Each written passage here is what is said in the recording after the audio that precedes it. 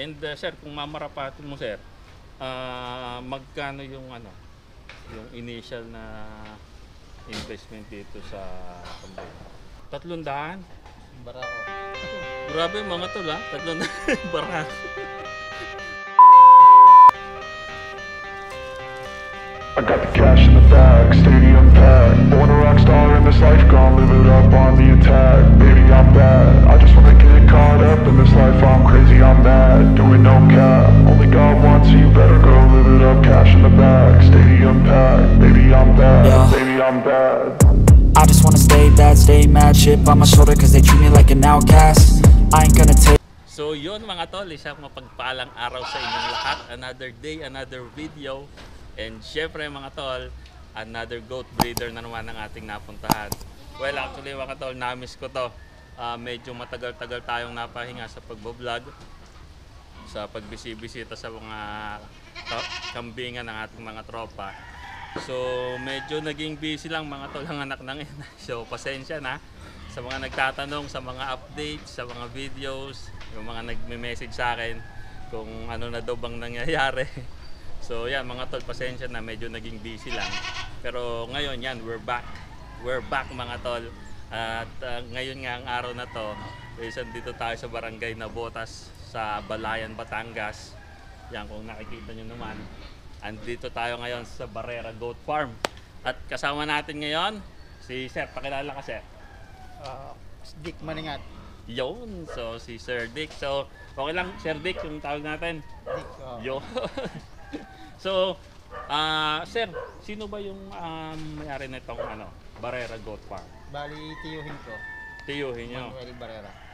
Okay. So, si Sir Manuel. So, yun. A big shout out sa'yo, Sir Manuel Barrera. So, yan.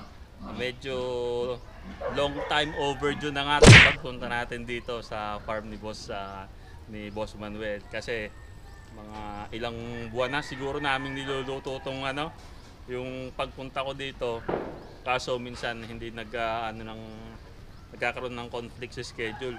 And actually mga tol, dapat kahapon mali pala yung tingin ko. Akala ko mga tol, yung November 17 is Saturday. So Boss Manuel, pasensya na, medyo nalito tayo. Pero yan, ang good thing is dito na tayo ngayon. So shoutout sa iyo boss, at maraming salamat sa pagpayag na makapunta ako dito sa iyong farm. So Sir Dick, kailan ba nag-start yung farm ni 2021. 2021. So parang magto 2 years or 2 years na? 2 years na. 2 years na. Okay, so yan mga tol, 2 years pa lang, pero eto na yung kambingan ni Sir Manuel. So kailan paano nag-start to Sir? Mga full blood ba agad ang nilagay dito ni Boss Manny, or mga upgraded native? Full blood na agad lahat.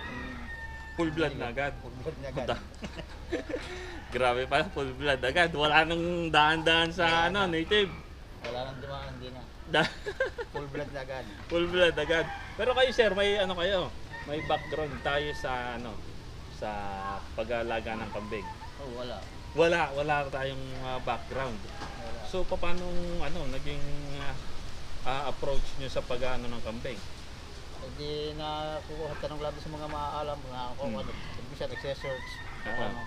Tatanong sa mga doktor, mga kaibigan namin doktor, tatanong kami pag kami mga problema. So tanong-tanong na lang. Nakita ko may mga baboy din doon eh. So ayun yung unang alaga ni Yung unang pala ng baboy. Tapos nung naagpo ng ASF, mapalipat kami sa kambing. napalipan ko sa kambing. At wala kayong doon, walang knowledge talaga na Wala akong pakontrol sa kambing eh. Sa baboy meron pa konti. Oo. Sa kambing wala. Hindi ka ba naman kinabahan sa pag-aalaga ng kambing? Nakakabang gawa ng mga presyo. So yun mga tolo, kinabahan si Sir Dick sa mga presyo ng kambing. So nagulat ka rin Sir nung nalaman mo yung Kamamahal nga, sabi ko nga, kung kakakarnay, magkano ba ang isang galit nito? 1,000 eh. Ang una. Yung unang ano, bali ilang piraso yung inumpisahan nitong farm na to? Simula muna kami doon sa mag-ina, Oh. hanggang sa dumami na lang dumami.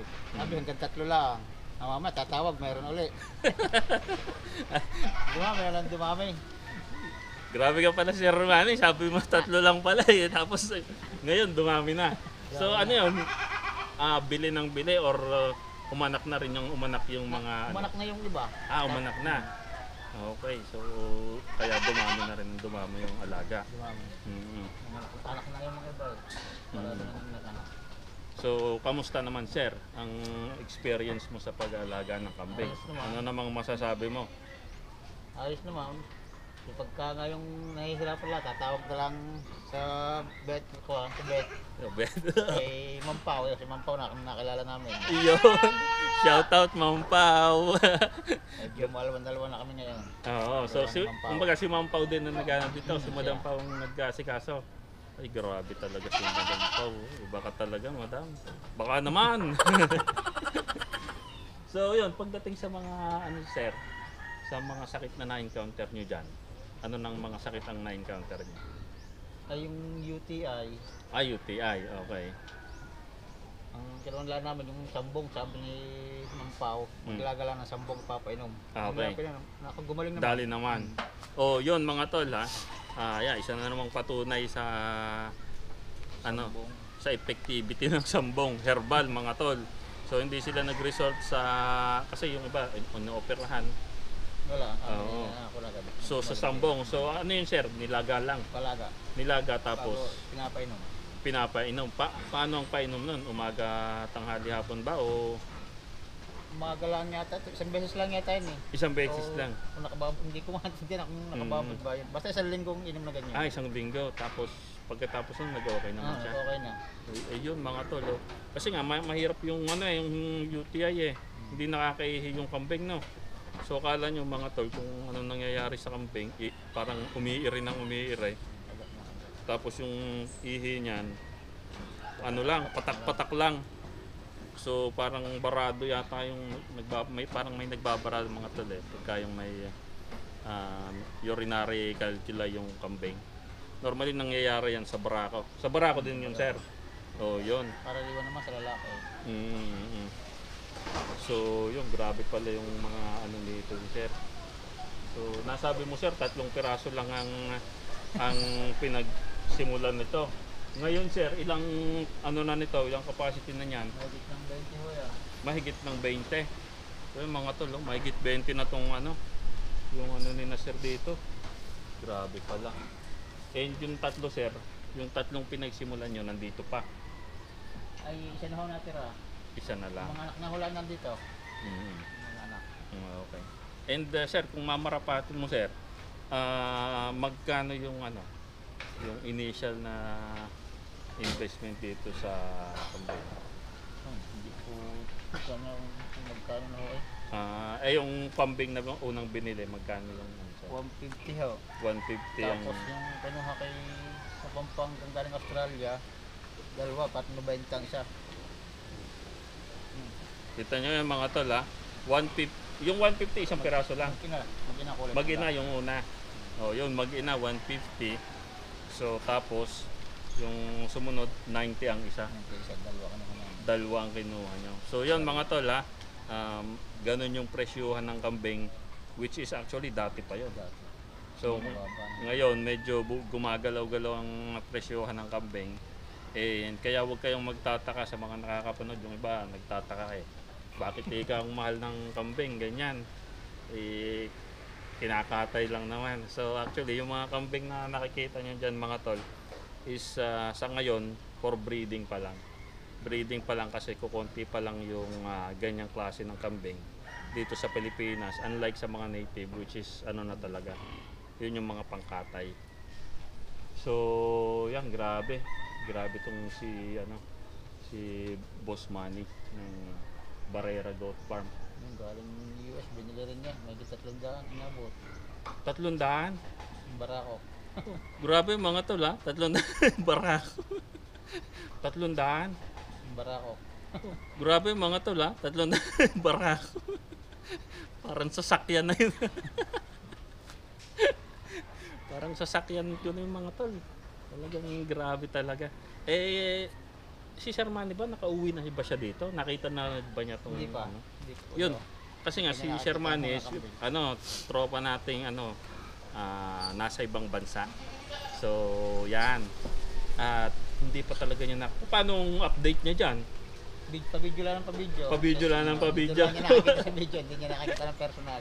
Walang personal na Hindi niya Ay, nakikita. grabe.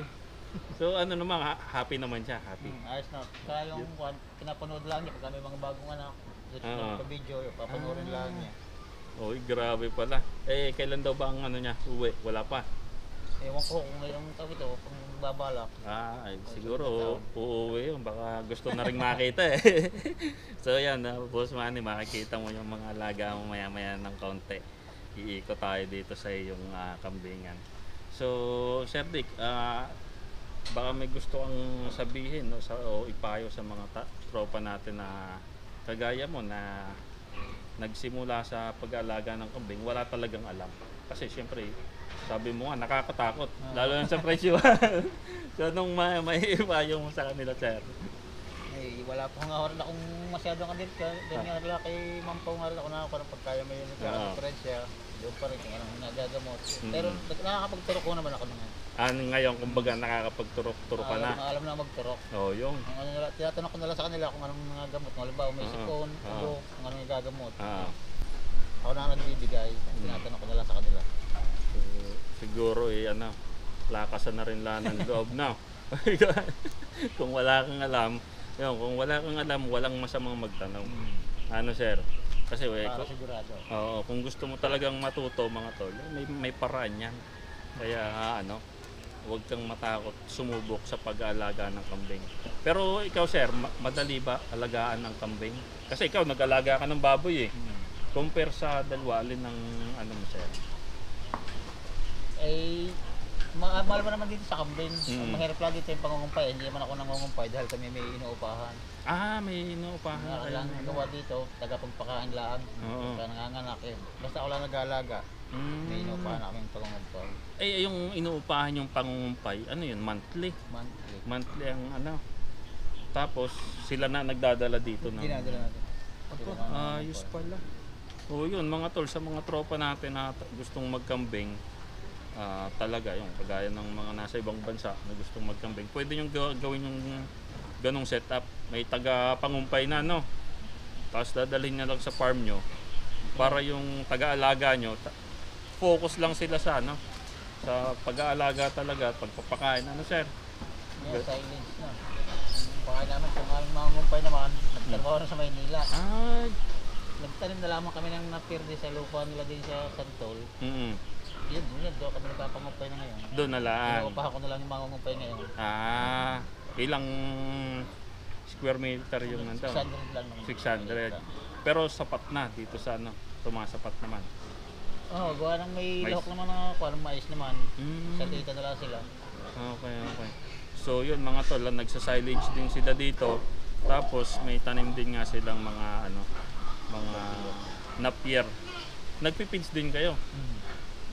Feeds din. Paano ka nagpapakain ng feeds? Umagat hapon. Magat hapon, tapos dry ba yun? Meron dry sa mga bisiro, yung basa. Yun, magkaiba pa mga tol ha. May basa, tsaka may tuyo. So, grabe pala. So, yun. So, ngayon mga tol, tingnan naman natin yung pasok tayo, Sir. Ipasyal mo kami dito sa loob ng kulungan. So, yan mga tol, pasok tayo. Tingnan natin yung mga materyales ni Boss Manuel dito. Tara mga tol, let's go.